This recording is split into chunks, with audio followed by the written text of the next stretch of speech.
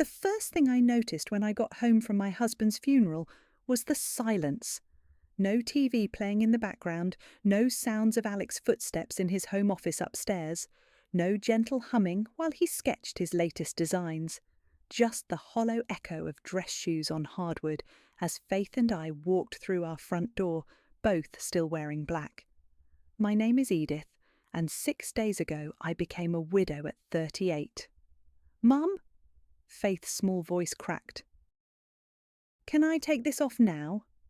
She pulled at the black dress I'd bought her just days before, a dress no 10-year-old should need. Of course, sweetheart, go change. I watched her climb the stairs, her shoulders slumped under a weight no child should carry. The sound of the doorbell made us both jump. Standing on our porch was Nadine, my mother-in-law, still in her funeral outfit, but wearing an expression that didn't match someone who'd just buried her son. Her smile was too sharp, her eyes too bright. "Edith, dear, may I come in?" Before I could answer, she brushed past me into the foyer, her designer heels clicking against the floor Alec and I had installed ourselves last summer.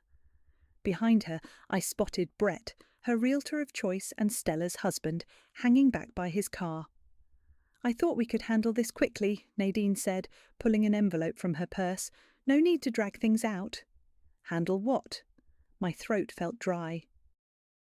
"Nadine, we just came from Alec's. The house, dear." She thrust the envelope at me. "This is your formal notice to vacate within 30 days. The paper trembled in my hands as I read. Words jumped out: legal owner, termination of residency, immediate effect. "I don't understand," I whispered. "This is our home. Alec and I—" "The verbal agreement was between Alec and me," Nadine cut in. "The deal died with him. I own this property outright." Her voice softened with fake sympathy. "I'm sure you can find a nice apartment nearby, something more suitable for your means." "Mum?" Faith stood frozen halfway down the stairs, still clutching her black dress. "What's happening?" "Nothing, sweetie," I said quickly, but Nadine spoke over me. "Your mother needs to find a new place to live, but don't worry, you can always visit me here." The rage that filled me then was unlike anything I'd ever felt. "Get out," I managed through clenched teeth. "The notice is legally binding, Edith. Don't make this harder than it needs to be." Nadine adjusted her pearl necklace, the one Alec had given her last Christmas. "Brett will be listing the property next week. I suggest you start packing." She turned and walked out, leaving the door open behind her. Through tears, I watched her join Brett at his car, their heads together in conversation. "Mum?" Faith was fully downstairs now, pressing against my side. "We're not leaving, are we?" "This is our house, Dad's house." I hugged her close, my mind racing. "No, baby, we're not going anywhere." That night, after Faith finally fell asleep, I went through Alec's things, searching for anything that might help. Under our bed, I found his old journal, the one he'd started keeping after his father died. The last entry was dated just days before his accident. My hands shook as I read his familiar handwriting. "She's getting worse." The comments about Edith, the threats about the house. "I won't let her do to my family what she did to Emily. If you're reading this, my love, she's made her move. Go to Eugene, he has everything you need." I pressed the journal to my chest, tears falling onto the pages. Even now, even gone, Alec was trying to protect us. My phone buzzed with a text from Nadine. "Brett can show you some rental listings tomorrow." I didn't respond. Instead, I opened my contacts and scrolled to Eugene Fuller's number. Alec's lawyer and friend for over a decade. Whatever Alec had planned, whatever he'd hidden away, I would find it. Nadine wanted a war? Fine. But she'd forgotten something crucial. I had nothing left to lose. Eugene's office hadn't changed in the decade I'd known him. Same leather chairs, same wall of law books, same photo of him and Alec at a construction site ribbon cutting. But everything else had changed, and Eugene's grave expression told me he knew exactly why I was there. "I've been expecting you," he said, gesturing for me to sit. Alec came to see me 4 days before the accident. My heart jumped. He left something with you? More than something. Eugene opened his desk drawer and pulled out a thick manila envelope. He knew Edith. He knew exactly what his mother would do. She served me an eviction notice at his funeral. My voice cracked. Who does that? Nadine does. Eugene's jaw tightened. She's done worse, but Alec was smarter than she gave him credit for. He slid the envelope across his desk. Everything's here. Property deeds, transfer documents, bank records going back 5 years. He signed it all over to you. I stared at the envelope, afraid to hope. But Nadine says she owns the house outright. She thinks she does. Eugene smiled for the first time. What she doesn't know is that Alec legally transferred full ownership to you 3 days before he died. He used his power of attorney over the family trust, which she gave him years ago and forgot about. My hands trembled as I opened the envelope. Inside were dozens of documents, including photos of every renovation we'd done to the house. Alec kept all this. He documented everything, every penny you two put into that house, every upgrade, every payment. He knew someday he'd need proof. Eugene leaned forward.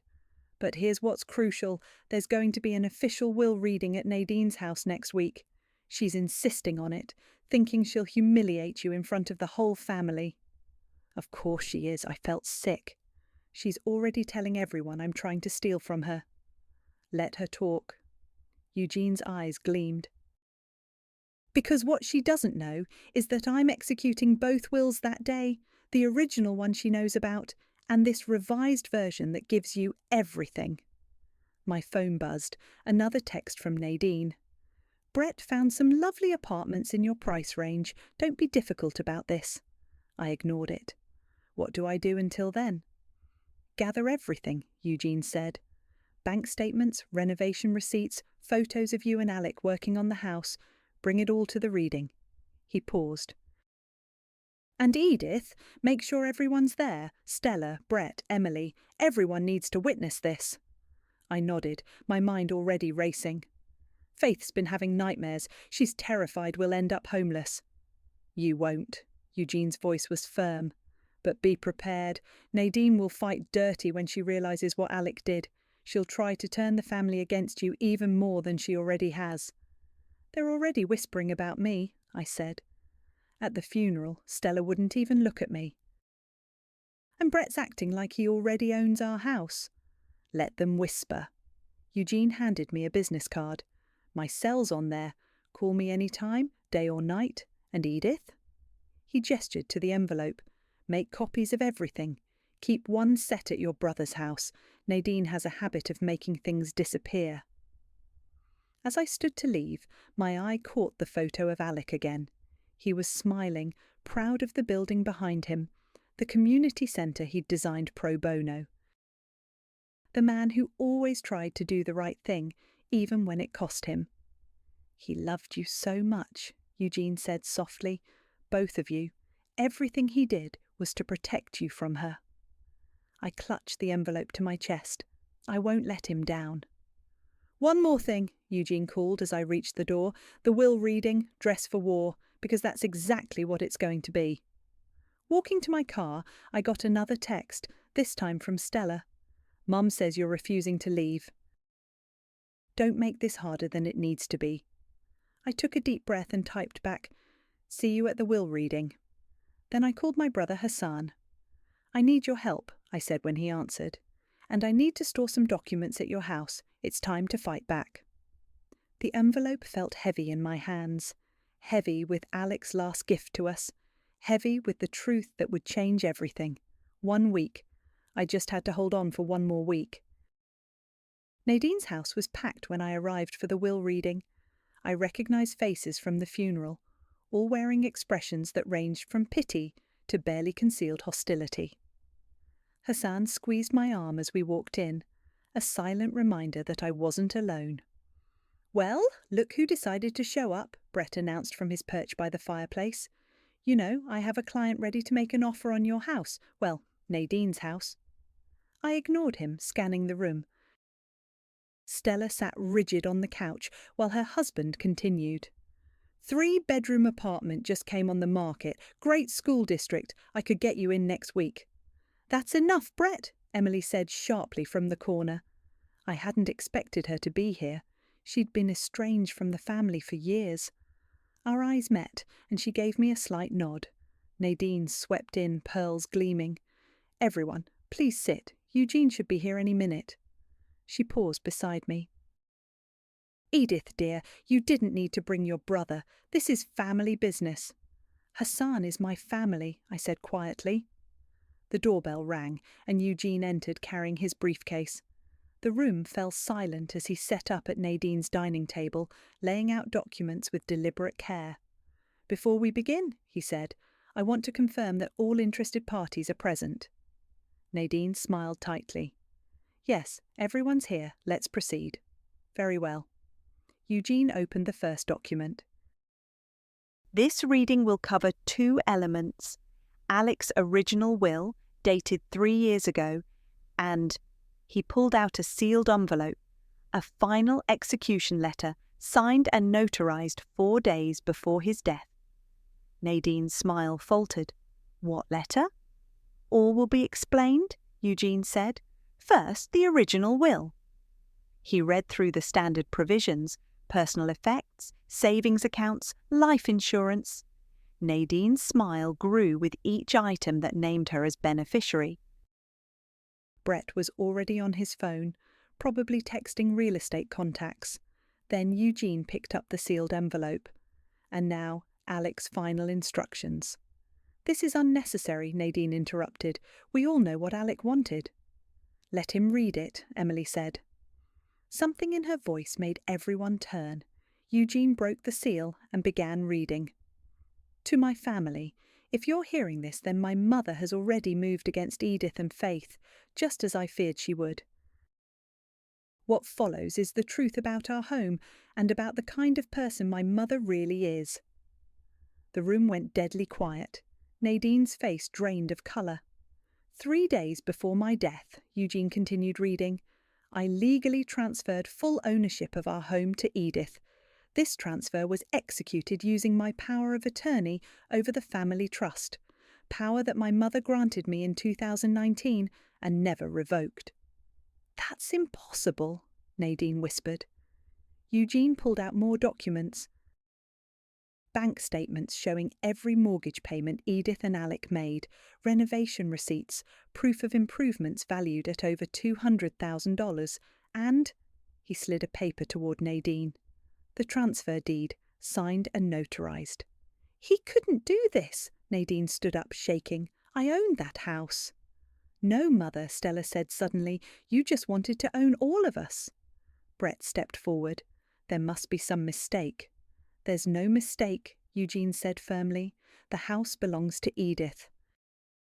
Any attempt to contest this will result in a full audit of the family trust, something I don't think you want, Nadine. The room erupted. Brett was shouting about contracts. Nadine was demanding her own lawyer, but I couldn't take my eyes off Emily. She was watching Nadine with a look of grim satisfaction. This isn't over, Nadine hissed at me. Actually, it is, Eugene said, standing. Unless you'd like me to read the part about your history of financial manipulation. The part where Alec details what you did to Emily's father? Nadine went very still. Across the room, Emily stood up. I think it's time everyone knew the truth about that too, Emily said, about how you destroyed my father over his inheritance, about how you've been doing this for decades. Nadine grabbed her purse and fled the room. Brett followed, already on his phone, but Stella stayed seated, staring at the documents on the table. Edith, she said softly. I think we need to talk. I looked at Eugene, who nodded. Whatever came next would change everything, but for the first time since Alec's death, I felt like I could breathe again. The war wasn't over, but I'd just won the first battle. After Nadine's dramatic exit, those who remained gathered around Eugene's documents like archaeologists uncovering a dark history. Stella's hands trembled as she read through Alec's final letter. He knew, she whispered. He knew exactly what she would do. Emily moved closer, her voice tight, just like she did to my father, history repeating itself. Eugene spread out more papers across the table. Alec documented everything. The original verbal agreement with Nadine, every renovation, every payment. He pointed to a stack of photographs. Look at these.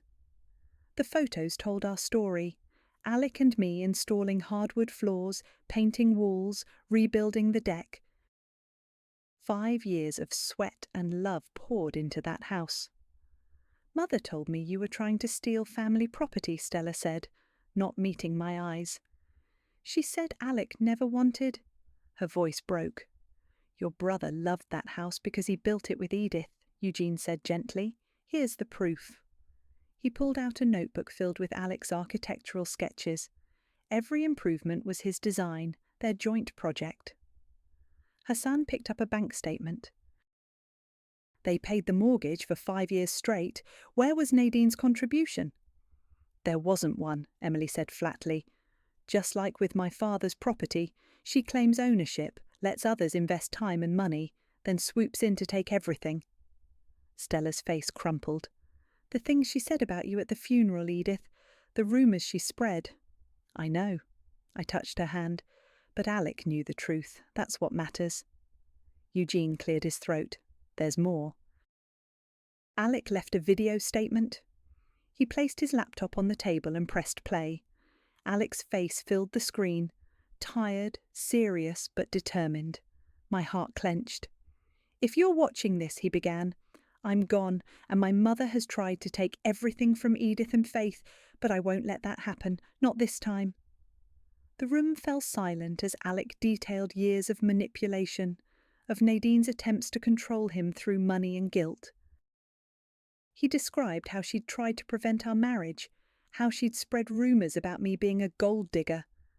The house belongs to Edith, he said firmly. Every legal document is in order. And Mother? He leaned closer to the camera. If you try to fight this, Eugene has instructions to reveal everything, including what really happened with Uncle Robert's inheritance. Emily gasped. He knew about that too. Your father wasn't the only victim, Eugene said quietly. There were others. Stella stood abruptly. I need to make a call. She walked to the corner, phone in hand, shoulders shaking. What happens now? Hassan asked. Eugene gathered the documents. Legally, it's settled. The house is Edith's. Any challenge would trigger a full investigation into the family trust, which would expose decades of questionable transactions. She'll try something else, Emily warned. She always does. Let her try, I said, stronger than I felt. I'm not afraid anymore. Stella returned, her eyes red but clear. I just called Brett, told him to stop looking for listings. She took a deep breath. And I called Mother, told her I know everything now. How did she take it? Emily asked. She hung up, but not before threatening to write me out of her will. Stella laughed bitterly. As if that matters any more. Eugene handed me a thick folder. Keep these safe. And Edith, change the locks. Today. As we prepared to leave, Emily caught my arm. There's more you should know about what she did to my father, about patterns you need to watch for. Tell me everything, I said. Stella joined us. I'll tell you what I know too. It's time all the secrets came out. Walking to my car with Hassan, I felt lighter despite the weight of the folder in my arms. My phone buzzed. A text from Nadine. You'll regret this. All of you. I showed it to Hassan, who snorted. She doesn't get it, does she? She's already lost. Not everything, I said, thinking of her threats. Not yet. Want me to stay with you and Faith tonight? I shook my head. No, but can you help me change the locks? Already called a locksmith, he grinned. They'll meet us there in an hour. Looking back at Nadine's house, I saw Stella and Emily deep in conversation on the porch. 2 daughters finally seeing their mother clearly. 2 more pieces of Nadine's empire crumbling away. The war wasn't over, but now I had allies, and the truth was finally on my side. She did what? I stared at Emily across my kitchen table, my coffee growing cold between my hands. Forged his signature on the transfer papers, Emily said, pushing a yellow document toward me. My father was in the hospital. Stroke. She visited him there, got his medical files, practiced his signature for hours. Stella, sitting beside her, looked ill. I had no idea. She told us Uncle Robert gambled everything away. He never gambled in his life, Emily's voice cracked. She took everything, his house, his savings, even his car. By the time he recovered enough to fight back, she'd already sold most of it. A scream from upstairs made us all jump. Faith! I ran up the stairs, taking them two at a time, the others close behind.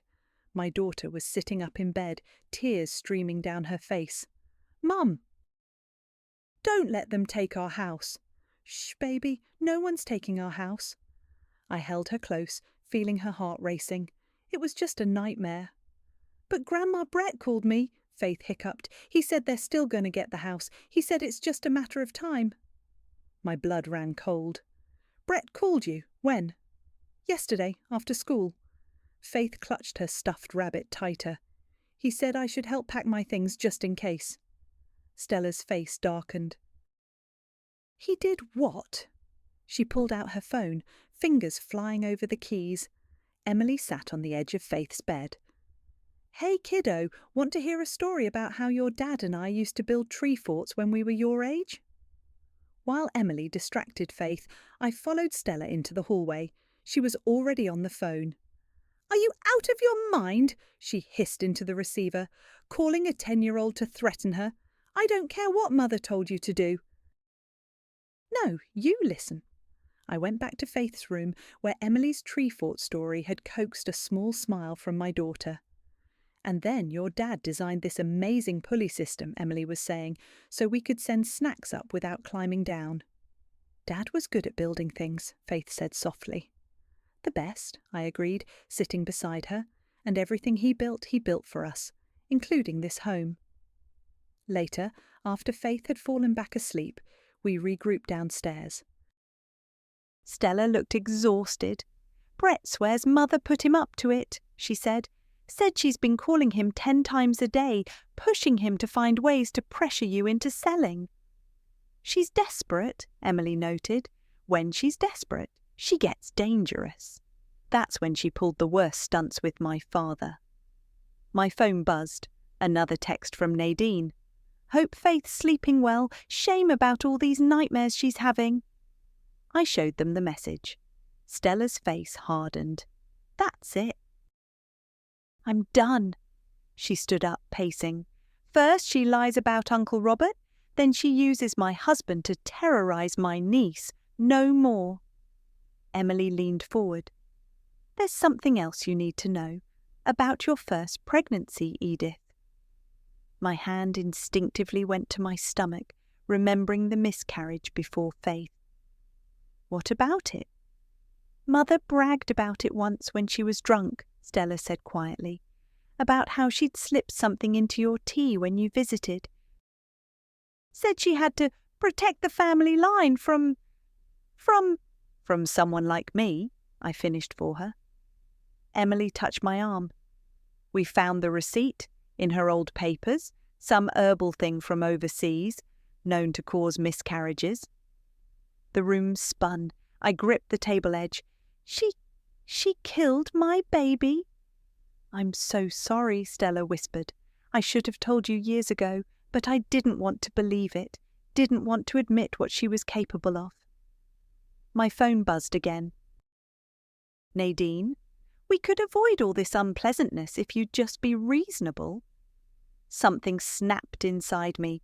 Years of manipulation, lies, loss, all orchestrated by one woman's obsession with control. I need your help, I said to Emily and Stella. Both of you. If we're going to stop her, we need to go all the way back, document everything, every scheme, every lie, every person she's hurt. I have files, Emily said, records my father kept. Bank statements, letters, photos.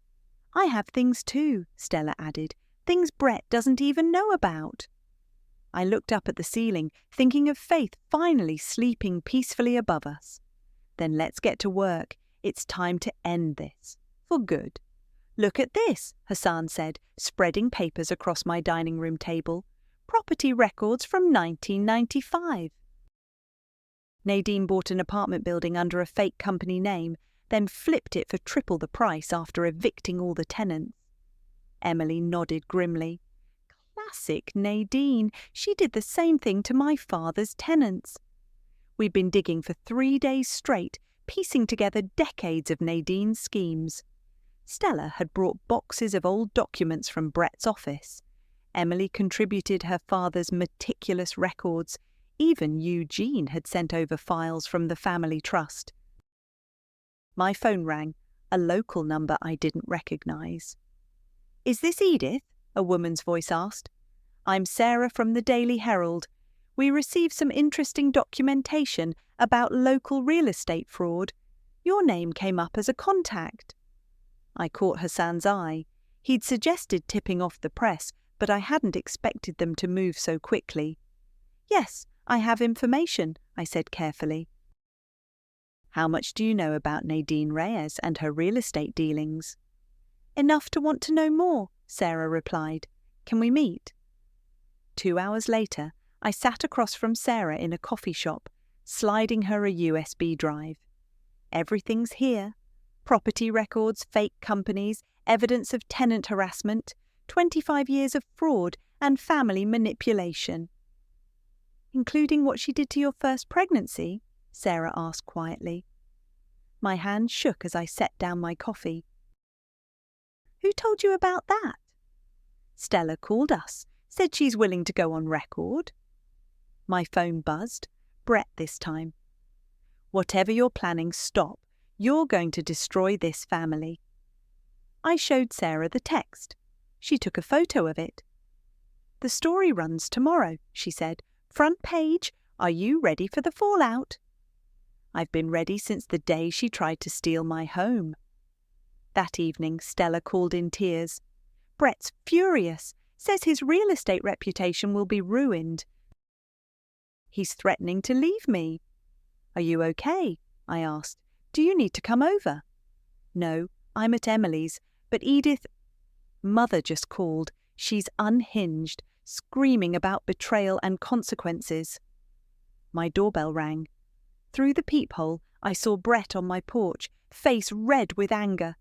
I know you're in there, he shouted. You have to stop this. Pull the story. I pressed record on my phone, just like Eugene had advised. Go away, Brett. You think you're so clever? You think this ends with tomorrow's paper? Nadine will destroy you. Is that a threat? I called through the door. Because I'm recording everything. You bitch! He slammed his fist against the door. You're tearing this family apart. No, Brett. Nadine did that years ago. We're just finally talking about it. After he left, I sent the recording to Eugene, Sarah, and the police. Within an hour, Brett had a restraining order. The next morning, the Daily Herald's headline read, Real Estate Empire Built on Fraud and Family Destruction. Sarah had done her job well. The article detailed everything. The fake companies, the evictions, the forged documents, even Nadine's manipulation of her own children. My phone exploded with messages. Nadine, you'll regret this for the rest of your life. Brett, my clients are calling. My career is over. Emily, turn on the local news. They're outside Mother's house. I flipped on the TV. There she was. Nadine, trying to shield her face from cameras as she rushed to her car. The reporter's voice cut through. Allegations of decades-long fraud scheme targeting vulnerable tenants and even family members. Stella texted. Brett's moving out. Says he can't handle the scandal, but I'm okay. Actually, I feel free. Hassan arrived with breakfast and newspapers. You did it, sis. You actually did it. We did it, I corrected him. All of us together. My phone rang again, Eugene this time. Nadine's lawyer just called. She's threatening to sue everyone for defamation. Let her try, I said. Everything in that article is documented, and I'm guessing she doesn't want her financial records examined too closely in court. No, Eugene chuckled, she definitely doesn't. But Edith, watch your back. A wounded snake is most dangerous just before it dies. I looked at Faith's school picture on my wall, thought of the baby I'd lost, of all the lives Nadine had damaged. Let her come, I said. I'm not afraid anymore. The mediation room felt too small for the amount of tension it contained. Nadine sat across the table, her lawyer whispering in her ear, while Eugene arranged our documents with methodical precision. Before we begin, Nadine's lawyer started, my client wants to offer a settlement. She'll drop the defamation suit if Mrs. Reyes issues a public retraction and surrenders the house. Eugene smiled thinly. Interesting opening. Should we show them the video now, Edith, or wait? I nodded, and he opened his laptop. The screen showed Nadine on my porch the day after the funeral, her face twisted with rage as she threatened me. Hassan had installed security cameras the day Alec died, something Nadine hadn't known. There's more, Eugene said, clicking through files. Recordings of Brett threatening a 10-year-old, documentation of wire transfers to fake companies. Oh, and this. He slid a paper across the table. A receipt for certain herbs purchased overseas, dated 1 week before Edith's miscarriage. Nadine's face went white. Her lawyer leaned forward, scanning the document. Would you like to continue with the defamation suit? Eugene asked pleasantly. Because discovery works both ways, everything will become public record. You're bluffing, Nadine hissed. Am I? I pulled out my phone, showing her the texts from Brett. Your faithful soldier turned on you. He's given us everything, every shady deal, every forged document, every property scam going back 20 years. The lawyer whispered urgently to Nadine, who shook her head violently. That's not all, I continued. The SEC is very interested in your creative accounting with the family trust. The Housing Authority is reviewing all your property deals. And Emily's father, he's agreed to testify about the forged transfer documents. You've destroyed my reputation, Nadine slammed her hand on the table. My standing in the community. No, Mother, Stella said from the doorway. We all turned. I hadn't expected her to come. You did that yourself. Every lie, every scheme, every person you hurt, that was all you. Nadine's lawyer cleared his throat. Perhaps we should take a brief recess. No need, Eugene said. We have a counteroffer. He pulled out another document. Nadine withdraws all claims, admits publicly to her actions, and steps down from the family trust. In return, we don't pursue criminal charges. This is blackmail, Nadine whispered. This is karma, Stella replied, sitting beside me. And it's not even everything you deserve. The lawyer studied the agreement, then leaned over to Nadine. Their whispered conversation grew heated. Finally, Nadine grabbed the pen. Fine, she spat. You win. Happy now? Not happy, I said quietly. Just finished. But there's one more thing. I pulled out a property listing. Your luxury condo goes to auction next week, to cover your legal fees, I assume. Her hands shook as she signed the papers. You can't afford it. Actually, Eugene smiled, she can, because the family trust is paying out damages to all affected parties, including Edith. Nadine stood so quickly her chair fell backward. I won't forget this, she hissed, any of it. Good, Stella said. Remember it every time you drive past my house, past Edith's house, past all the properties you can't touch anymore. After Nadine stormed out, her lawyer staying behind to finalise details, Stella hugged me tight. It's really over. Almost, I said, looking at the condo listing. One last piece of justice to serve. A week later, I stood in an auction room, bidding paddle in hand. Nadine's prized penthouse condo, her last symbol of status, went for half its market value. To me. "What are you going to do with it?" Hassan asked as we left. I handed him a business card from a women's shelter. They need transitional housing for families escaping abuse. Seems fitting, don't you think? That night, as Faith and I ate dinner in our secure, peaceful home, my phone buzzed one last time. A text from Emily. "Just drove past Mother's new apartment, 1 bedroom, ground floor. Karma really is beautiful."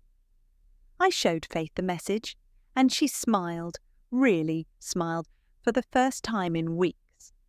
"Does this mean it's really over, Mum?" "No more nightmares." "No more nightmares," I promised, thinking of all the families who would find shelter in Nadine's former condo. Sometimes the best revenge isn't about destroying someone, it's about using their weapons to help others heal. Faith nodded wisely. "Dad would have liked that." "Yes," I said, looking at his picture on our wall. "He really would have." The autumn breeze carried the scent of fresh paint as I watched Faith and Emily plant bulbs in our front garden. They were putting in daffodils, Alec's favourite, around the new memorial bench we'd installed. "Mum," Faith called out, "come see what we wrote." I walked down the porch steps to the simple wooden bench. Faith had insisted on helping Emily design the plaque. "In memory of Alec, architect, father, protector of dreams." "It's perfect," I said, running my fingers over the engraving. My phone buzzed, a text from Stella. "Just left the women's shelter. 3 new families moved in today. You should see their faces when they realise they're safe." I smiled, remembering the day we'd converted Nadine's luxury condo into transitional housing. The marble counters were gone, replaced by durable surfaces better suited for families. The spa bathroom had become 2 practical ones, every inch of space repurposed to help others rebuild their lives. "Aunt Emily," Faith asked, patting soil around a bulb, "will you tell me the tree fort story again?" "The one about you and Dad." Before Emily could answer, a car pulled up. Hassan stepped out, waving a newspaper. "You're not going to believe this." The headline read, "Local real estate agent Brett Bond charged with fraud." Below was a smaller headline, "Former mother-in-law's schemes exposed in investigation." "Brett took a plea deal," Hassan explained, "turned over everything about Nadine's property scams. They're investigating decades of deals." Emily stood up, brushing dirt from her knees. "Good. Maybe now other families will get justice too."